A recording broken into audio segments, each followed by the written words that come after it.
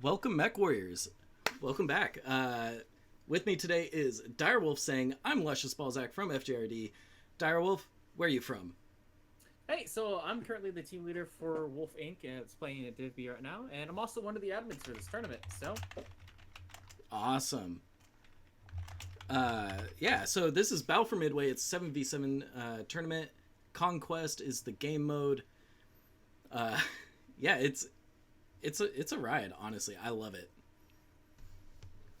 yeah, it's definitely a very interesting format. You know, as opposed to what last season was ISC, kind of Yeah, the running three. five caps, a little bit more tonnage and everything. Yeah, wasn't ISC 3 cap? Yes, it was. Yes. Okay. Awesome. Alrighty. Well, I don't want to make these teams wait any longer, so let's just get into the match. Yeah, absolutely.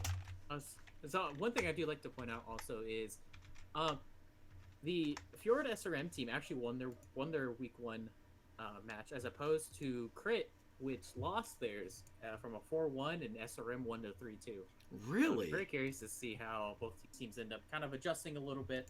From what I understand, they did not opt in for the mech bans. From what I gather. Well, knowing the FJRD team here, SRM, these players don't have the most extensive of mech bays. They don't have all of the choices. So, opting out from doing the mech bans is kind of something that they need. I'll fly to the other side. Alrighty.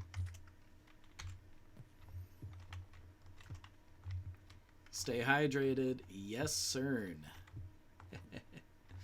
I see what you did there. That was a funny. Yeah, it was a bad funny, but it was a funny. It was a funny. Yeah. So one thing that we were just talking about the mech bans and stuff. That's like one of the most unique things about BFM so far is the mech ban rule. Yes. I know Div A, B, and C are the ones that can't opt out of it. Other teams can opt in if they so choose to. I think last week one team did, and it was very unique. Kind of seeing the different mechs that get banned, and kind of like the change of decks a little bit every so often. Yeah.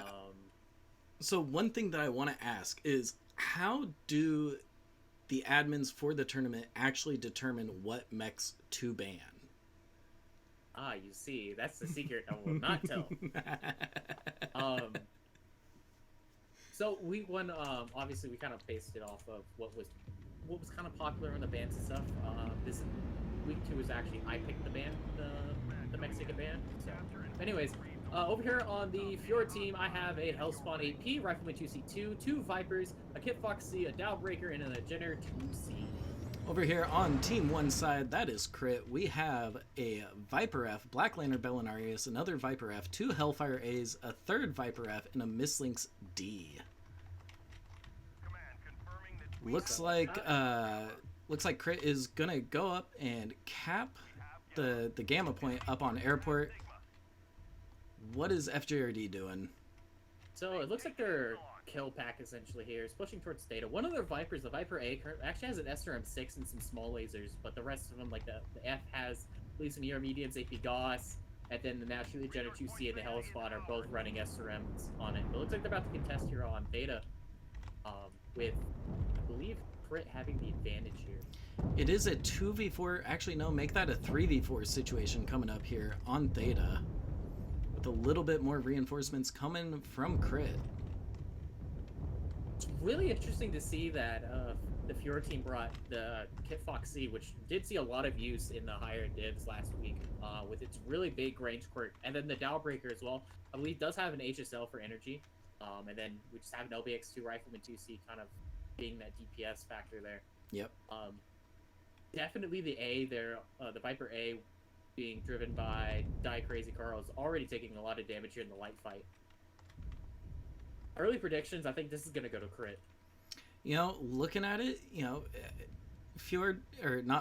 FJRD is getting a little scraped up. So I kind of have to agree with you on that prediction. What's on these Hellfires? Actually, really curious.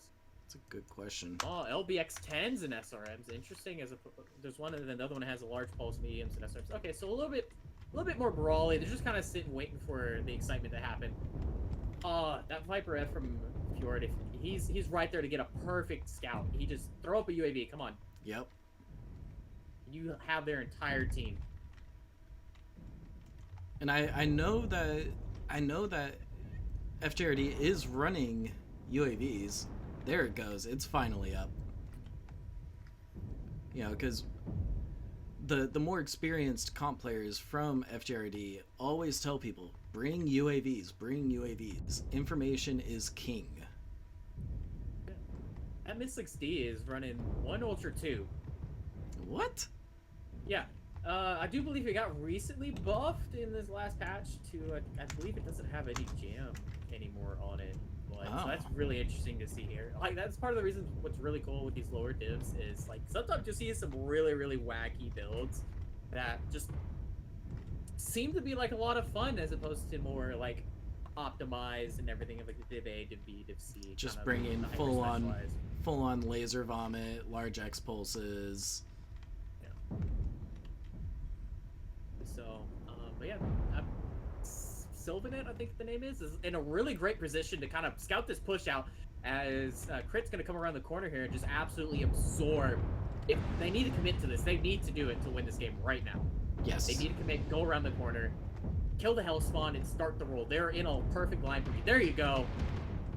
Except they're not going to jump the hell spawn, which I think is okay, but they keep backing off on this. The more that they back off, the more they lose HP and the advantage. But it looks like they're finally going to do it now. Dumping the Gender 2C there.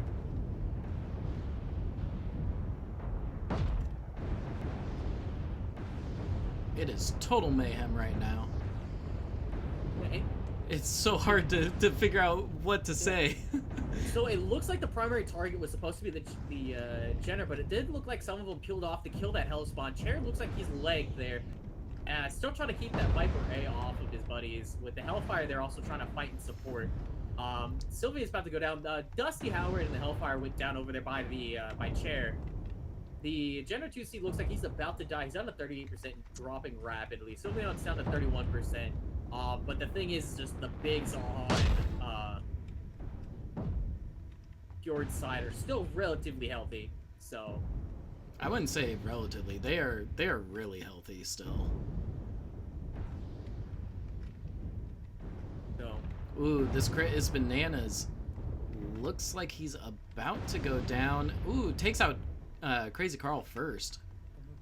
yeah, he's still relatively healthy with that LBX and SRM, so he does have a lot of DPS and crit potential there. But really, right now, they just need to collapse on CERN and Delta here, and then it'll be a wrap up because this kit box, like, it has the range, yes, but it's just not enough DPS on it. So just go straight legs on everything, take out the Rifleman 2C2, and you got this in the book. Yep. Down goes CERN. Crit's been legged. TK just filling up those legs with those, what are those, LBs? Yeah, the LB2s. Duly noted, sitting at 44% on Theta, goes down. So it's now a 2v2 situation. Kit Fox and Rifleman, sorry, make that a 2v1 situation. Wow. Was a FJRD win.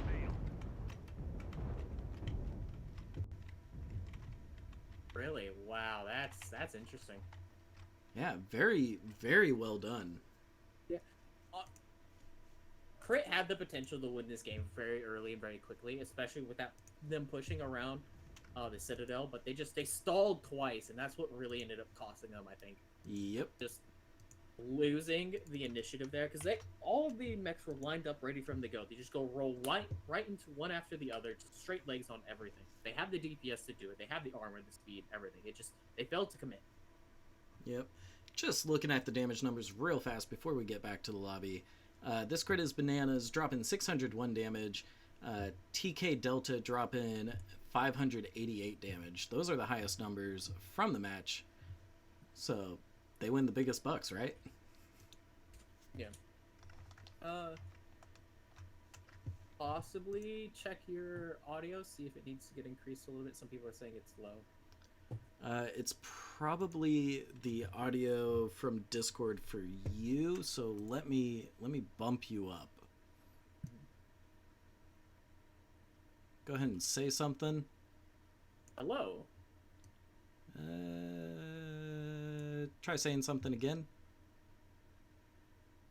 All right. How about now? All right. That should work. There we go. Just making sure that we're not going into the red, clipping the sounds. Alrighty. Swapping sides time.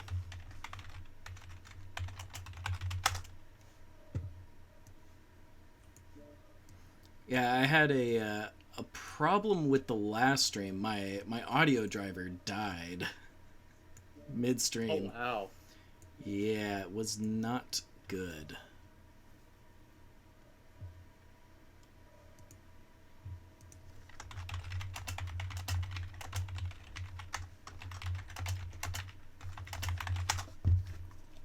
But I will say, great job, FJRD, for getting that nice win for drop 1. Like, I was a little hesitant on the whole, keeping 3 mechs back towards the Echo 5 city up on the hill, but it kind of worked. Yeah, they had the Dowbreaker there that can pump out a really decent damage at a really far range, and then that Rifleman 2C2 really there also just that DPS, just being able to like kind of negate a push with that DPS really does help a lot, and it obviously played out a little bit in their advantage because they were able to stall that push not once but twice. Yes. And every time, for every second that they spent stalling the push, that meant more armor taken off from crit, which made it easier for the brawlers in FJRD to get those kills.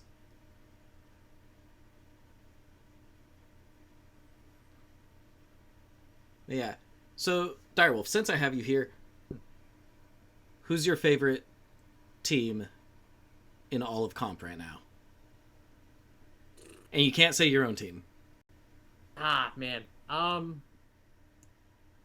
haven't really been able to catch a whole lot of matches so far. Man, you have to make me look now. You're like, who are the teams? Honestly, I have to go with Scallywags right now because Scallywags. Okay. Yeah, I kind of had that. I had the ability to kind of help them prep a little bit and stuff, and like I was scrumming them all throughout the month before. I like the energy that those guys have.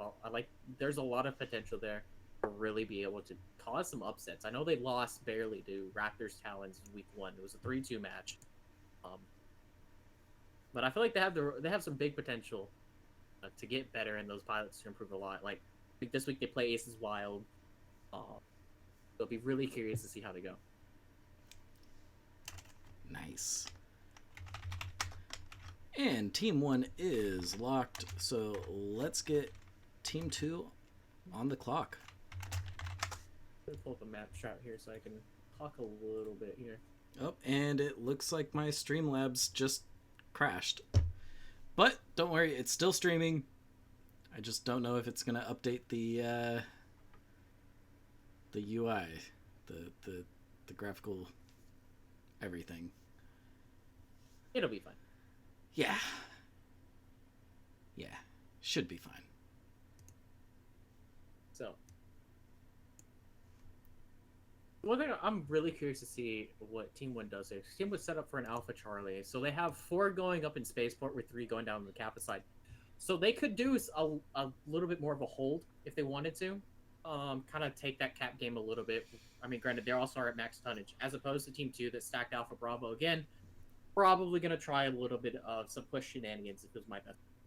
I, for one, really like pushing from Team 1 side. because you can disguise it really well as to making it seem like not a push, but next thing you know, you got a bunch of SRMs on your legs and you're dead. So, See, if I were team leading, I would feint a long range trade at the airport and let the enemy team push up and just eat them as they push up over the ridge. That's what I would do. I think that would be a fun strategy. Like, everybody's pushing up, you got the UAVs up, you know that they're there, everybody knows where everybody is, and you just jump off the edge. so there's pros and cons to that idea, right? So like one of the things about trying to negate a push, is you want to have as much space and opportunity to leg mechs as quickly as possible. So as they can kind of push up, that's when you start wanting to fall back. So yeah, so both teams are locked, and let's go ahead and see them go. I'm really curious to see what both teams are going to bring here. Already, it's been some really, really interesting and really fun builds. The UAC 2 mislings, like, what? I'm really surprised by that. I didn't catch his damage numbers, sadly, but I imagine he was doing some decent work. Some decent, not as much as a 25-tonner with UACs can do. Right? 25-tonner with a single UAC can do. Yeah. Especially if it has that, 100% jam chance reduction. Mm-hmm. Because that's just a continuous, 2 damage every 0.35 seconds, give or take? I have no idea. I see UACs, I click. Fair.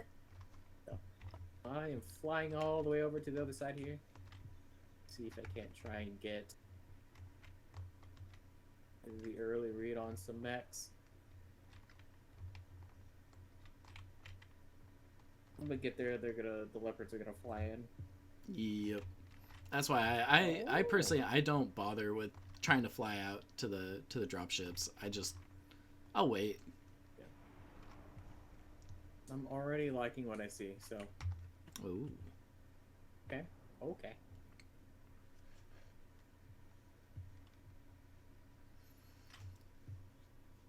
Yeah, it'll be interesting to see what these teams do, if they're going to opt for more trade strat or just full send brawl. I'm hoping it's brawl. If you look at the meta here, like that's kind of developed over the past couple of years. Like it's a lot of it's going to be high flexibility, high mobility, big DPS at close range. Yep. So, where you can do that with laser vomit, or you can do that with other mechs. So. Over here on the crit side, it is Arctic Wolves, Hellfires, Javelins, Blanners. So I get a lot of that push brawl. Sheesh.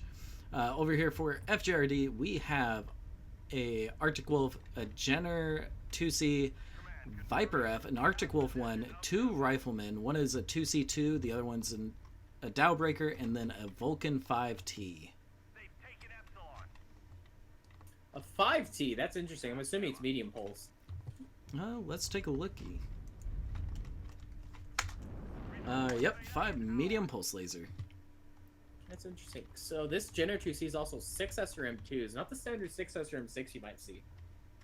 Very interesting. I wonder if they did that to max out armor, maybe? Because I know with well, he with was 6 pretty SRM6. quick, so. Oh, okay, yeah. No, speed, engine size.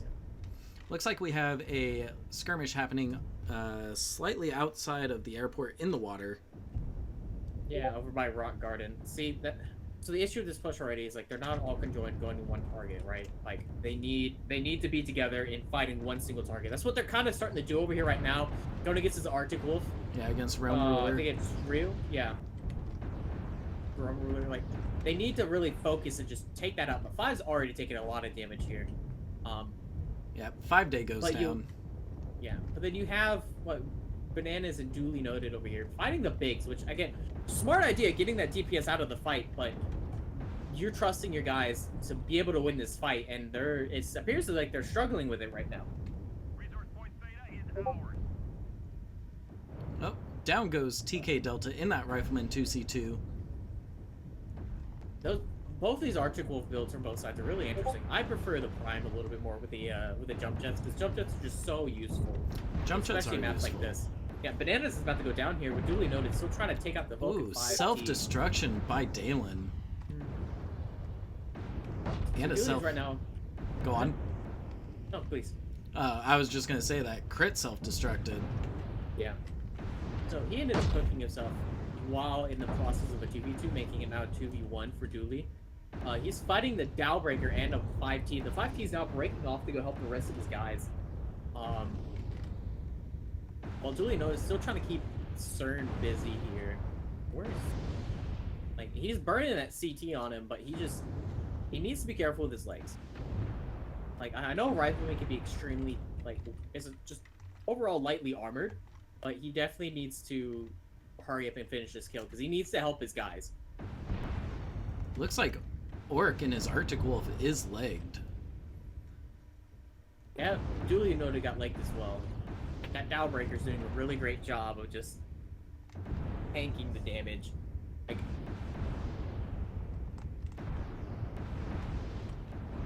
and then the Vulcan there is just coming in for the cleanup pretty much. I think he's doing a good job shielding his legs though. Yes, he is. Jenner 2C making its way out from getting bombarded with the SERMs from Sun.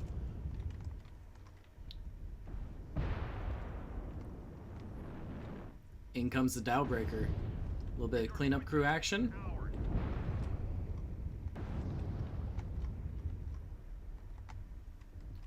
Duly noted is all that's left in that Black Lantern. Up there on, what is that, Gamma? Yeah, it's Gamma.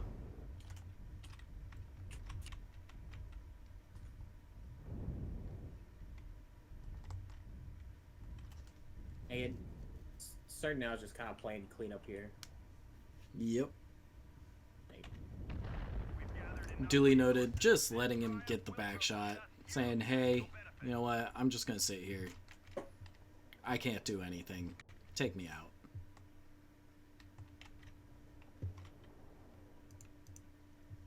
Looking at the damage numbers here, CERN, again, just doing a really great job with that Rifleman and just absolutely farming. We're 541. Nice. And then, of course, his counterpart, the one he was fighting at 391 in that Blanner, was Dooley. So. Yep. Very, very well done, both sides. Like, sure, the beginning was a little messy for Crit, but they rallied. They did what they needed to do, which was to go and distract the mechs that were up high from really joining the fight. But unfortunately, the mechs that were down below just couldn't handle all of the pressure.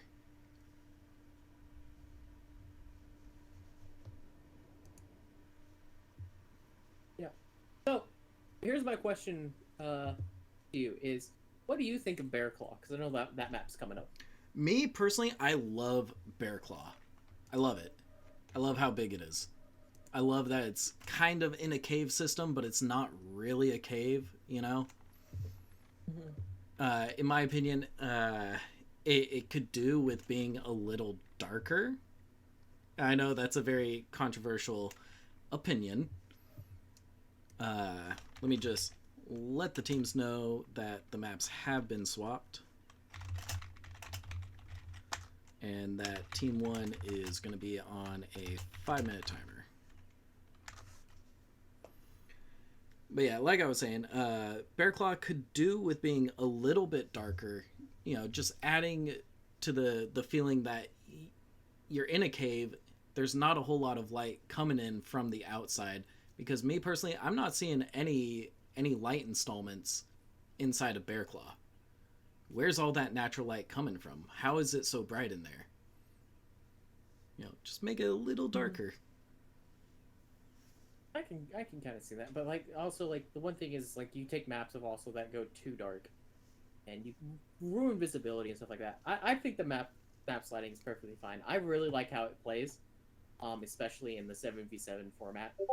I could definitely see it getting played for CS as well.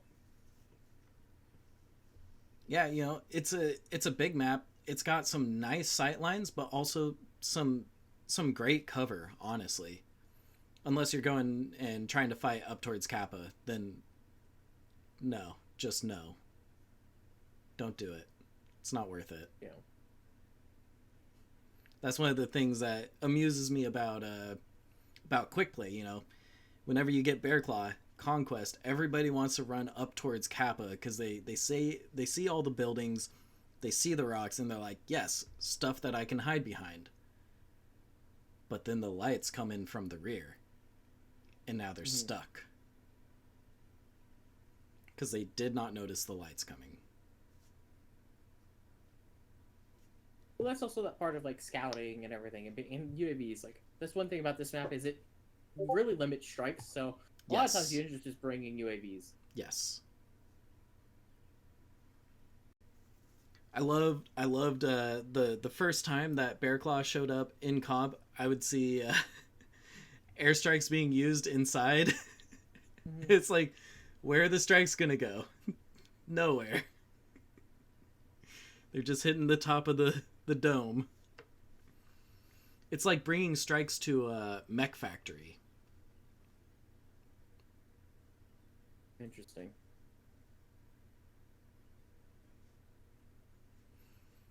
Slow Feglo Wang.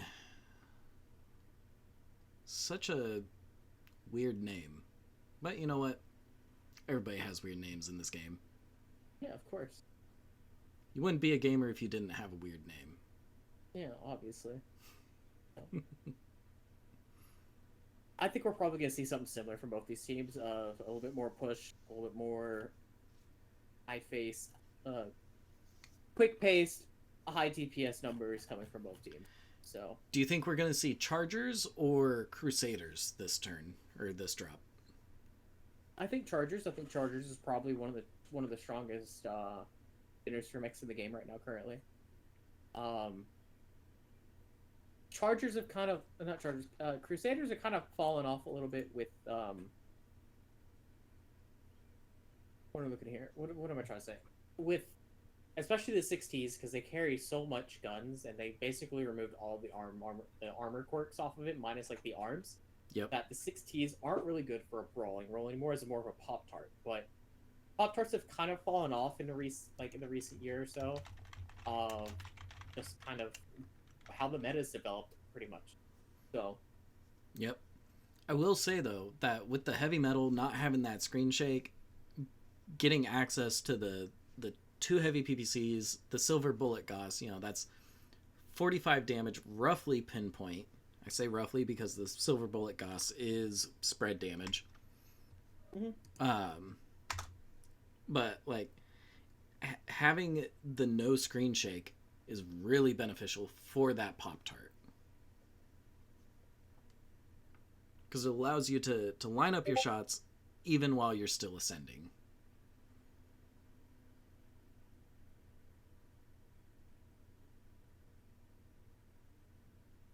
Yeah, I haven't gotten to play with the heavy metal a whole terrible lot. I have played against it in comp recently, actually. So, that was very interesting to see.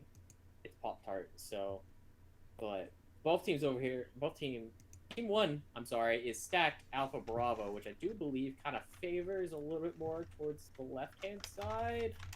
Make sure here that I'm not. Yes, the left-hand side here, kind of pushing more towards that Delta 6, Delta 7 area that we've seen a lot. They got used quite a bit in ISC, actually. So.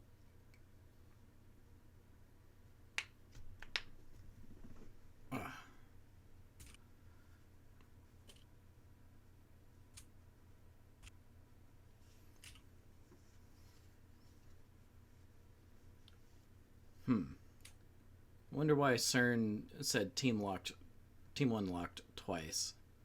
Did he call locked when one of his players wasn't actually ready? You're gonna make me look now. Well, I mean, it'll get caught. It'll get caught. Somebody from the stream is gonna watch it and be like, "Hey, you can't do that." But yeah, so they're set up for the left hand side, which I think it's definitely the stronger side for if you're trying to do a little bit more receive or a trade of the sort. But I think what Team 2 stacking Bravo Charlie right now, which is gonna be again that right for them is that right side, the 6 and 7 line. Now, is that the Epsilon side or the other side? That is Epsilon side. Smart, very smart. Well, the thing is, you can do so many different things with this map that you can do a lot of different variety, right? Like if you want to do more trade, you could definitely go right side. If you want to do a push, you could definitely use the 4 line and just go right up through there. Yep. But it's a really big map and it gives a lot of options. Excuse me. Oh, you're excused. Yeah. So, and side notes, another game that's currently going on with Van Zant Militia and the 256 Bear Cavalry, or the Bears Brawlers, are currently right now 3-0, going to the 4th drop with Bears Brawlers winning the set. Sheesh. So, as one of our fellow admins there, live. Oh, live-ish. Currently playing over there right now. Is he playing for Bears Brawlers again? Yes. Yep. Nice. It's kind of the team he typically plays with. So. Okay, makes sense. Yeah, stick with the people you're comfortable with. Yeah, that kind of it helps out with team building, team cohesion. If you play with the same people a lot, you'll get better and understand how everybody else on your team plays. Yeah, absolutely. You kind of understand everybody's way of thinking, their way of communicating, how they do things, why they do things. So, but teams are coming in right now. I'm over here on the Fjord side. Oop. I will move over to the crit side. Over here on the Fjord side, we have a Mauler MX-90, a Thunderbolt 10SE, a Osiris 1P, Charger 1A1, Charger 2C, another Charger 1A1, and a Black Widow. Over here on crit side, we have a Direwolf C, an Executioner C, a Loyalty variant, an Annihilator 1P, a Jenner 2C, 2 Phoenix Hawk 7Ss, and the Cap Spider, the Spider 5V. So the Chargers are running large X-Pulses, the 10SE Thunderbolts running binaries and mediums, the Black Widow and the Mauler running AC5s, with the Black Widow carrying an extra light PVC. So very, very much kind of looking to receive a push there. With the Osiris running mag shots, small lasers, and SRMs, and the Jenner 2C running an accoutrement of SRMs as well. Yeah, the Jenner 2C over here on crit side is rocking like 2 SRM2s, 4 SRM6. Very funky. Oh, this Cyrus is about to get caught out right here. I think he capitalized on this. They need to move in and kill him. But unfortunately, he gets away. I think they're a little too hesitant because they do not know where the rest of the team is. They don't know if they're just hiding right behind that pillar or not. Mm-hmm. Oh, the Phoenix Hawks here is getting a little brave with it. The sun's gonna hopefully come around, maybe? Nope. So they obviously see the rest of the team behind there at this point. Yep. Oh, Chair Glue pushing up, getting the shots off on the Osiris.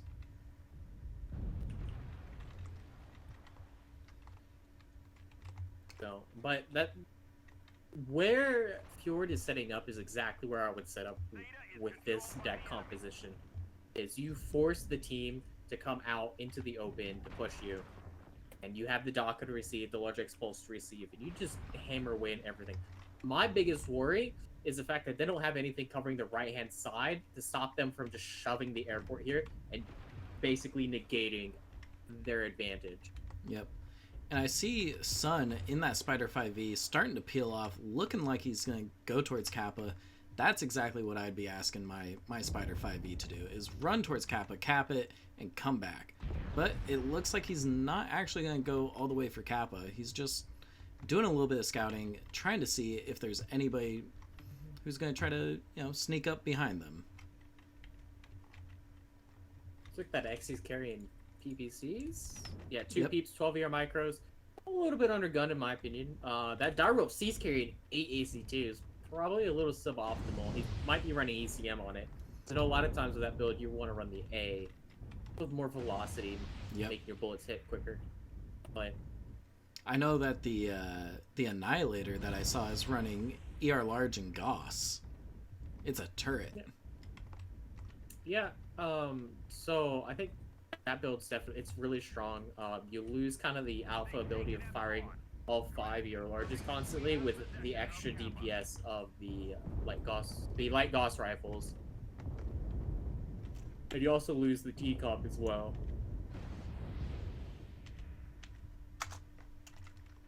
Duly Noted is in the perfect spot right now. All he has to do is just keep pop-tarting, and he can just catch all of these necks that are over here trying to fight him for free. Yep.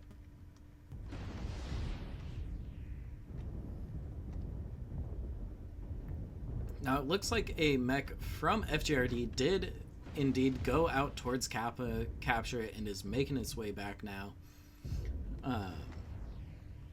You know, that's going to start getting them to kind of shore up the difference in points, or at least not let it build out of control where they have to scramble and hurry for caps towards the end. It looks like there's a little bit of a light fight going on here. Yeah. From the Fjord. The Fjord guys are trying to push in from the left-hand side. Now, down goes Calico from Descalaby, I believe that's how you pronounce it. Just really quick and effective. Like, these charges are really big DPS machine. Just kind of being able to dish out a lot of damage with those large expulses that did get nerfed in the last patch, mind you. So, but here's the roll starting to come in.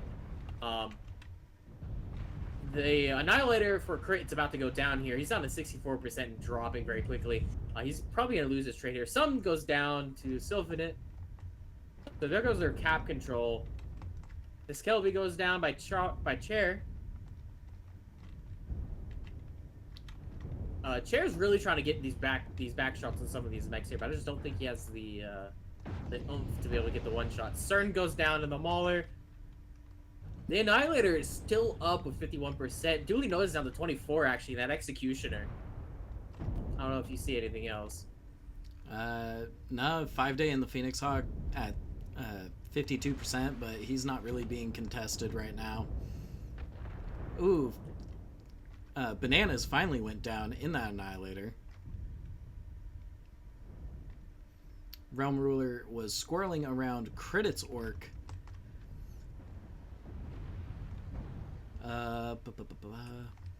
Duly Noted's been taken out in that Executioner. Chair Glue looks like he's about to go down. He's legged.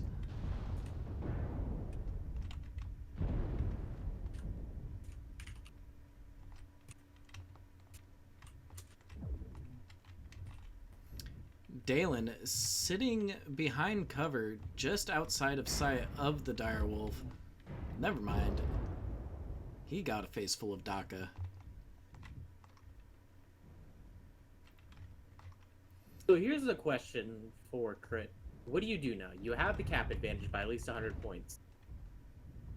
You kind of have one of your fast guys still mobile. You're losing everything else very quickly. Do you just try and have your bigs fight it out? You're trying to cut down as much time as possible, which what seems to might be doing here with Orc. Trying to draw all the fire in his Direwolf here. Well, Credits Orc is the last crit member left, so I think the option is the bug there. Yeah. I think the option is to stand your ground and try to take them all out. Yeah, obviously, names were not disappearing for me, sadly. So, what do we got here on the damage numbers?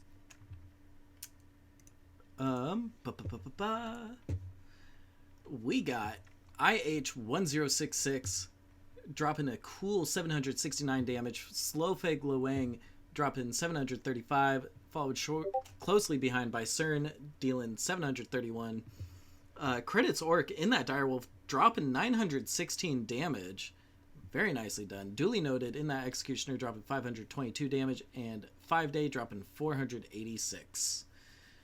Those are the best three from both teams. Well done by both teams, obviously. Very well done. I'll definitely also implore the people that are that are watching these games here, kind of trying to don't know if they should test the waters with comp or not. It is arguably the best way to play MWO. It's so much fun. You get such really nice rewards for it. Everyone there a lot of the times is very helpful, very willing to teach. Yeah, everybody in comp is more than willing to help out the new players, give them strategies, give them builds. You know, it's just a great way to learn how to get better in this game, honestly.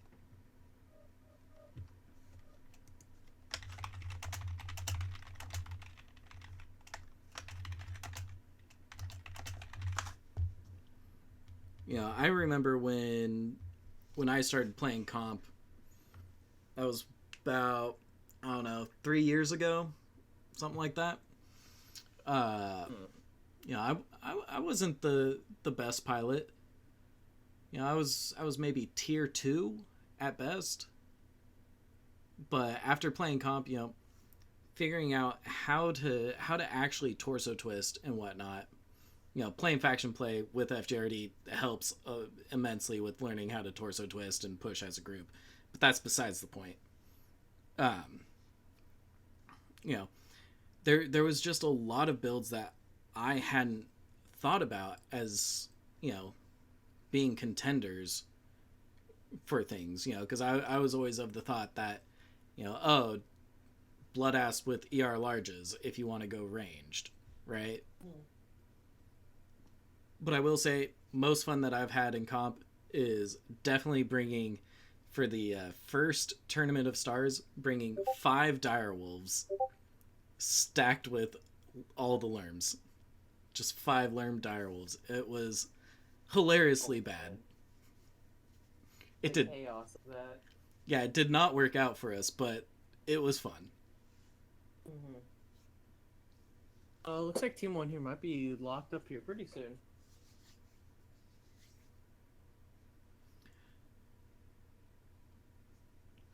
There's the locked call.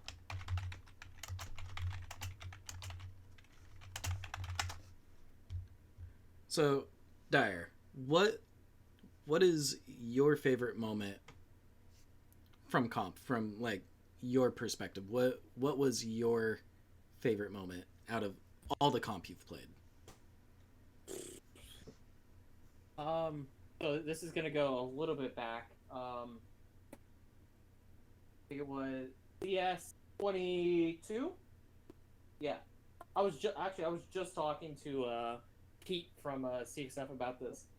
CS22 was my first time ever being a TL for a big tournament for a championship series. I was a TL for MOR for the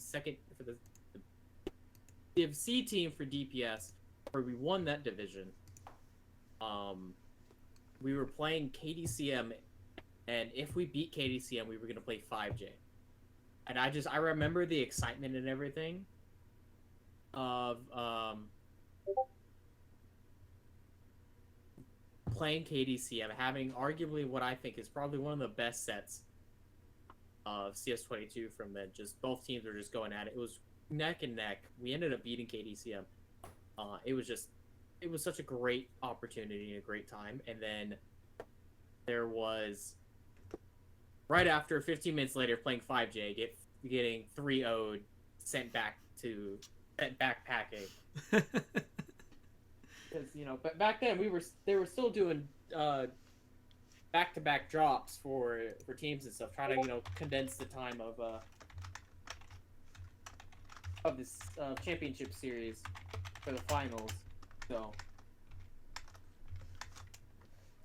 Alrighty, both teams have locked, so let's get to the match. But yeah, no, I remember CS22. That was a good year. Not gonna lie. That was a good year for comp. It was a lot of fun. Yeah, it was a lot of fun. Of course, there were some other not so great parts of it. I think like the GNX shenanigans of that. So But all in all, it was still a lot of fun regardless. Yeah, I was very how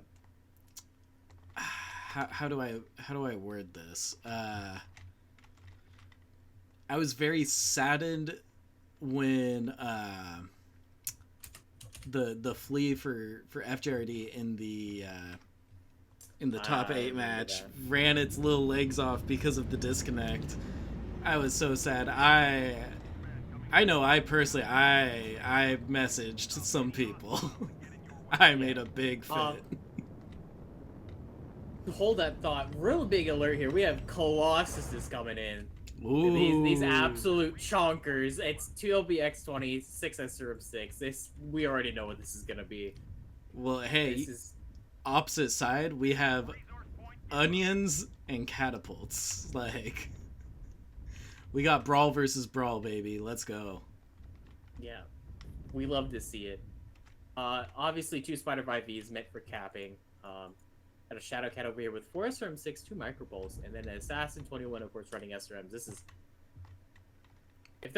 if these lights aren't careful, they're gonna get caught out before Oh yeah. their Colossus can actually get into that fight, because that's the one thing that Fjord does have over here is the speed advantage of being able to be together. Yep. Now, I don't know why they stopped for a moment. Maybe just to make sure everybody gets grouped up before they continue their push. But, you know, they're slowly trudging away, making their way towards Theta. What are some of these builds here? No. AC20 SRM. ER large AC20 SRM. That's interesting. 6 SRM6 Artemis. SRM. Interesting. Nice accoutrement of weapons there. The Mauler naturally is going to be ACs. I'm really surprised it's not running light AC5s. So. Yeah, me personally, I haven't played around with the light ACs yet. Or I haven't really played around with them. Alright, here comes the push from Fjord. Or from FJRD. Yeah. No, I think just based off of base factor here, Crit wins this in my heart. But they need to go in now. All these Colossuses need to go in together and start focusing. This Orion 1Ms needs to go down like yesterday. Bananas gets legged here. Alright, now you need to start focusing the other ones. Come on. Calico Dragon's gonna charge in there a little bit there. Crit's still alive. He's legged. Wings of Death again, using that advantage of being healthy. But they really need to focus up here. Focus some sort of targeting. CERN just dumping those AC5s into Calico Dragon. Yeah. CERN's a big issue with that Mauler. Just that DPS on it's absolutely insane. They need to take it out. Take it out like yesterday. The Arctic here gets legged. He's probably going to go down very quickly. Calico self-destructs.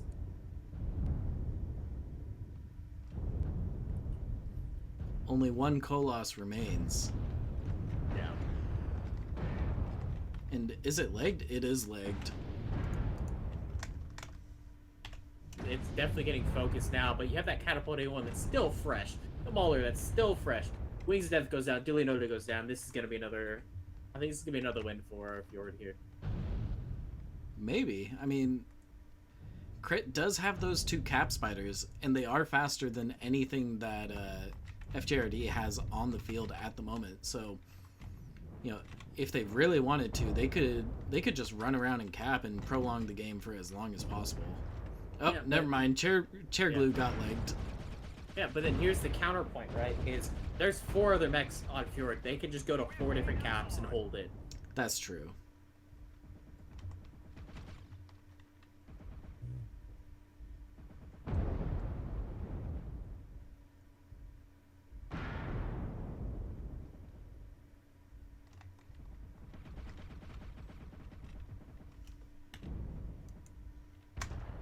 And down goes Chair Glue.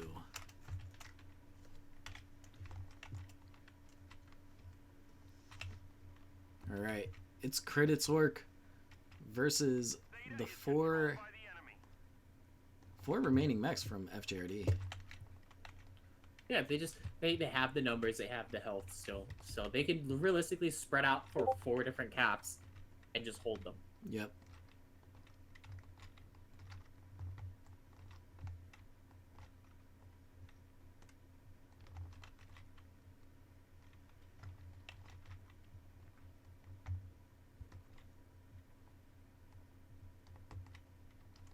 You know, I'm surprised with the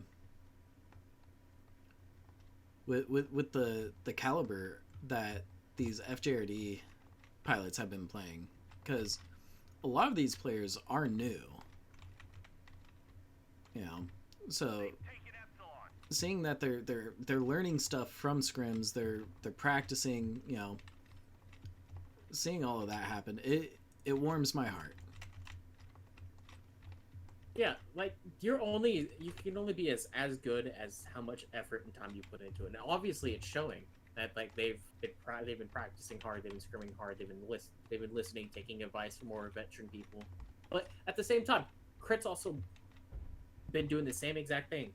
You know, like that deck's a very strong deck. I think they needed some tweaking, and they needed to just time it a little bit better, and they could have been perfected. I don't think it's the deck that's the issue. I think it's the focus fire. Like you were saying before, the Orion 1M needed to die, and it needed to die fast, right? It should have died in like 2 salvos. Yeah, there was 2 colosses right in front of it. If they had just focus fired, CT legs does not matter. You know, it'd be gone. Lickety split. Yeah. Well, that's also kind of the issue with those spread weapons of like LBXs and SRMs and stuff. Is like they just kind of you have to get to a certain speed where the spread doesn't really matter anymore. So. Oh, looks like Credits Orc is going to come up here on Dalen. Crit takes out Dalen. He's got what? A single large X-Pulse, right? Is that what I saw? I believe so. Most of them are going to be that or Snub. Yeah. Or an ER large if it's on the really big maps.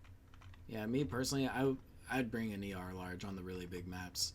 Because you don't need to do damage. Like, you don't need to go for kills. You just need to deny the cap point.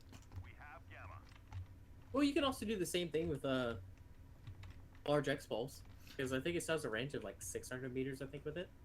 Yeah, so, but I'm talking like really big maps, like Polar Highlands, where you can deny a cap from literally 1,000 plus meters. Yeah.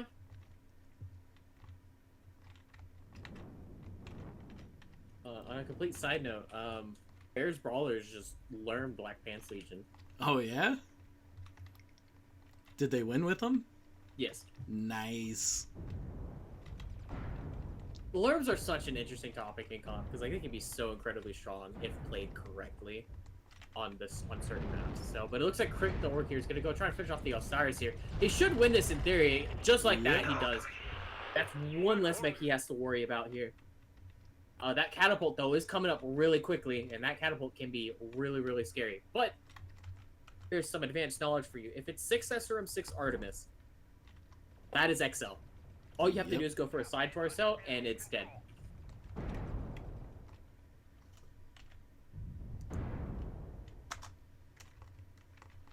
And he's almost legged in that left leg there. He can take it.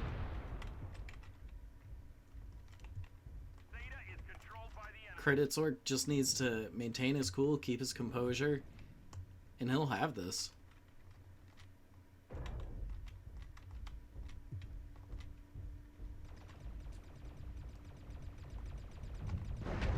Oh, yeah. The other thing about SRMs is they have really big kill potential. Yep.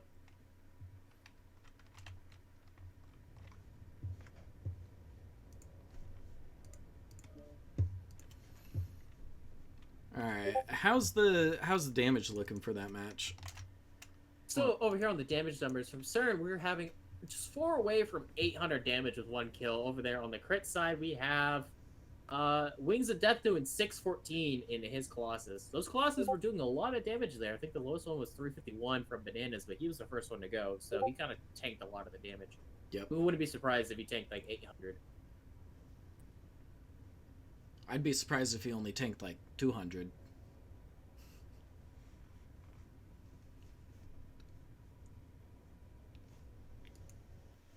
Alrighty. Now it is the map ban time. The map ban time.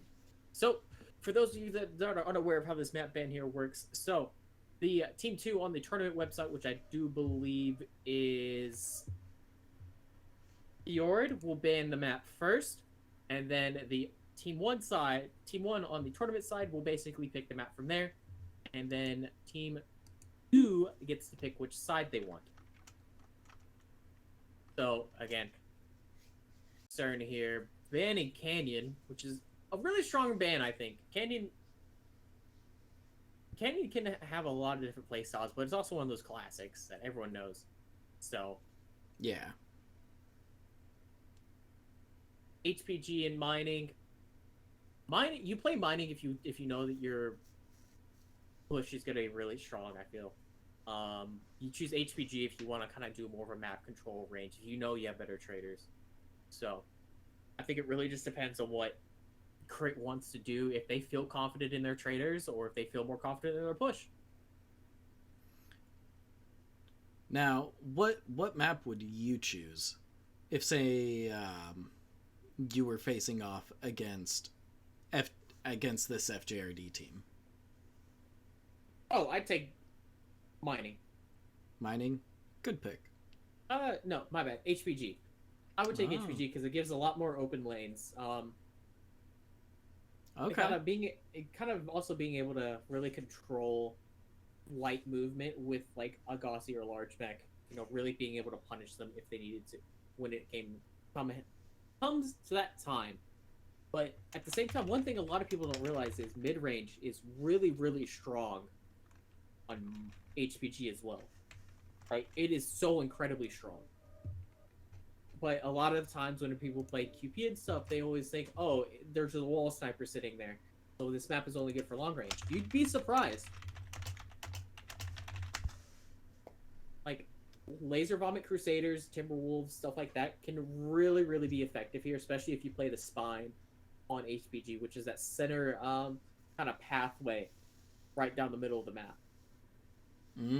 Yeah. Yeah, I know exactly what place you're talking about.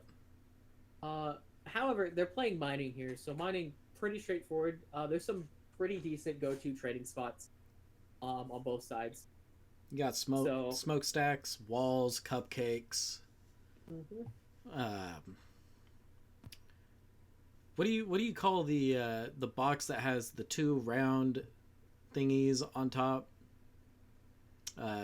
Towards the center. It's like over at Delta 4 or Echo 4? I think Echo 4.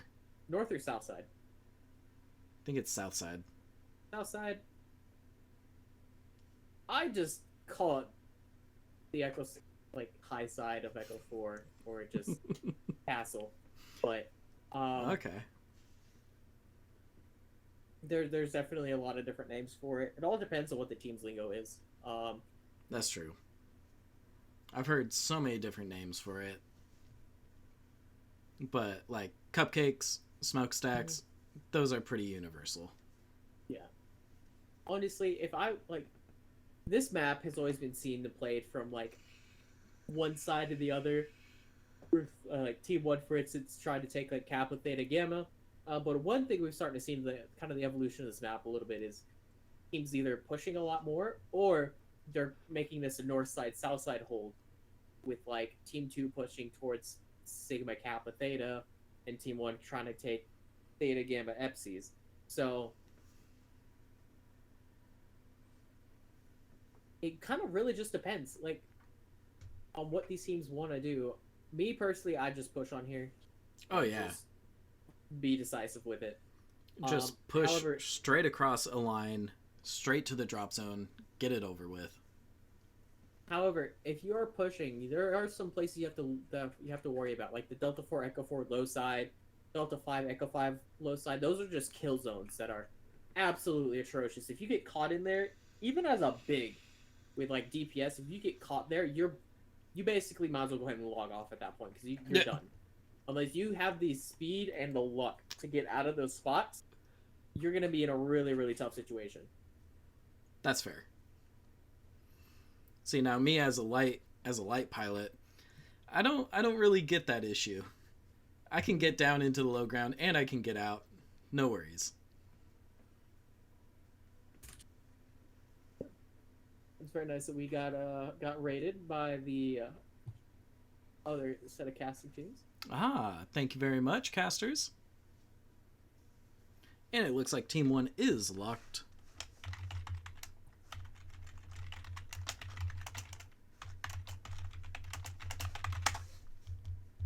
Gonna start that 5-minute timer for Team 2. I actually think it's less of a timer, if I remember correctly. Oh, is it? I think so. I remember that the map ban process was 2 minutes, but then it says nothing about the team timers if I'm remembering it correctly. Oh, teams have 5 minutes to be ready. You're right. I'm thinking of the map ban process. Sorry, there's so many nice, more intricate things about this tournament that's kind of cool, like the mech bans, the map bans, all that stuff. Me personally, I kind of agree with what channel was it in? But somebody was saying something about allowing the map ban to be done before the match and logged in the ticket. I kind of agree with that. So this is speaking on my point of view. I actually think the opposite. I think kind of bringing a little bit of the unknown, I think kind of makes it a little bit more exciting, a little bit more interesting, because you already know what map you're going to ban. So that realistically, you're only playing 5 different maps still. Just like a normal script, just like CS, you have 5 different maps you play. Granted, yeah, you only prep drops for 3 of them because you know you're going to ban 2. Yep. But you're just always going to have 1 banned at least as well for your own, so you don't have to worry about it. I think like CS22, like we banned mining every time that we did not play mining a single drop until finals. So, but yeah, it looks like both teams are locked. Team 1 Alpha Bravo with Team 2 sacked. A little bit more split between Alpha and Charlie with 4 and Bravo. So, really curious to see where these teams end up clashing at. I think it's probably going to be over Theta. But we shall see. I hope it's over at Theta. Just because it's such a nice, easy place to fight. You know, it's open ground. And you have the cover, but it's honestly not that much cover.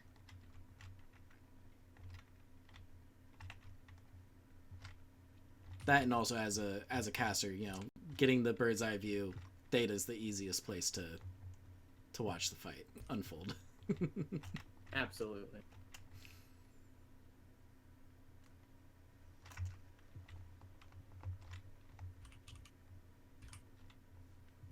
So are you taking blue side? I can in 1 second. Alrighty. That is the other side of the map. Whee! Sorry.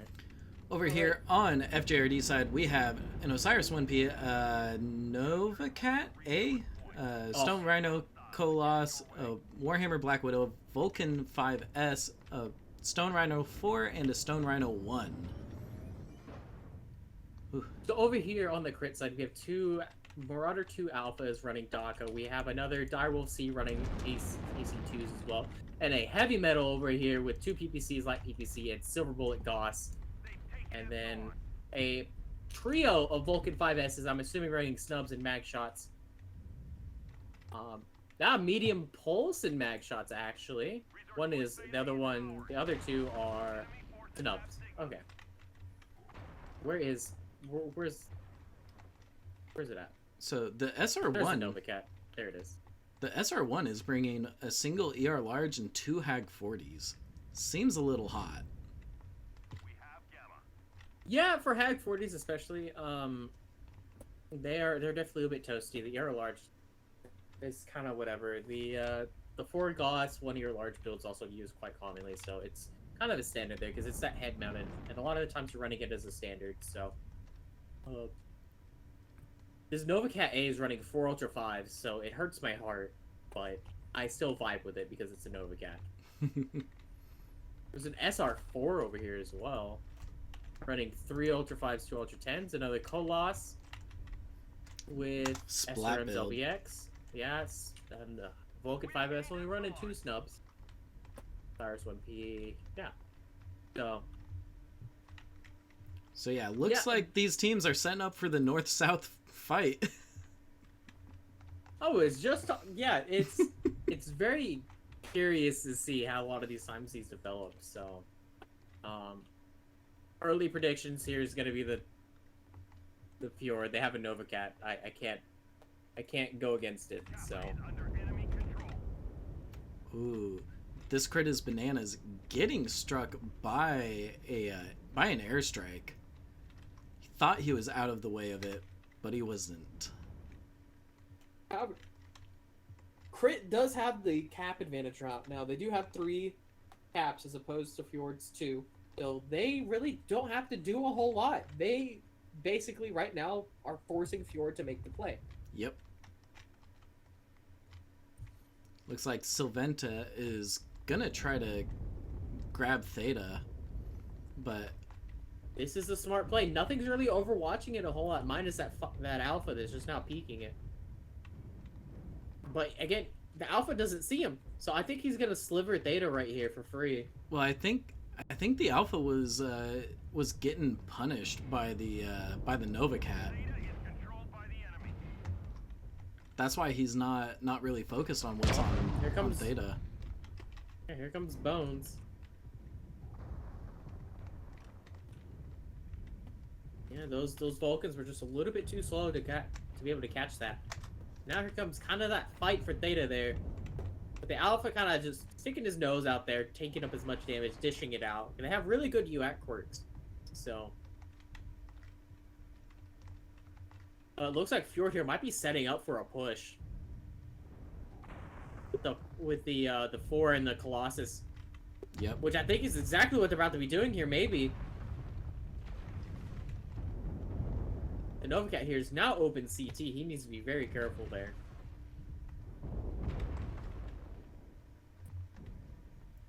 Looks like the Colossus and the 4 peeking over the ridge, pushing across now. Yeah, this is where the push starts. Got Ugbones coming up behind the SR4, just peeking around the corner. I think Crit's in a really decent spot to be able to receive this. Up until the Direwolf Charlie fell. Or he might have jumped off.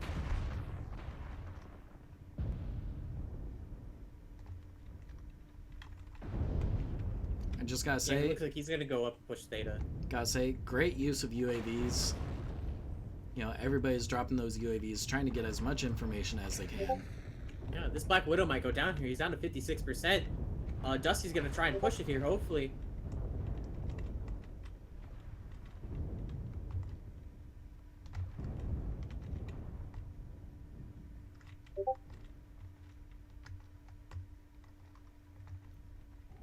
Man, that heavy metal is just untouched, which is great for crit. Yeah. Dalen's down to 61%. The Black Widow's down to 45 and dropping. Chair, however, is down to 54%. They really need to... Crit really needs to finish mechs here now. It looks like Orc's gonna make the push up here. Bones down to 35%. Oh, but he's suffering hard for it. He's down to only 7 AC2s now. One of his guns did get critted. Down goes Dalen. Goes down. Down goes that Black Widow. The Nova Cat's down to 56%. Come on, survive.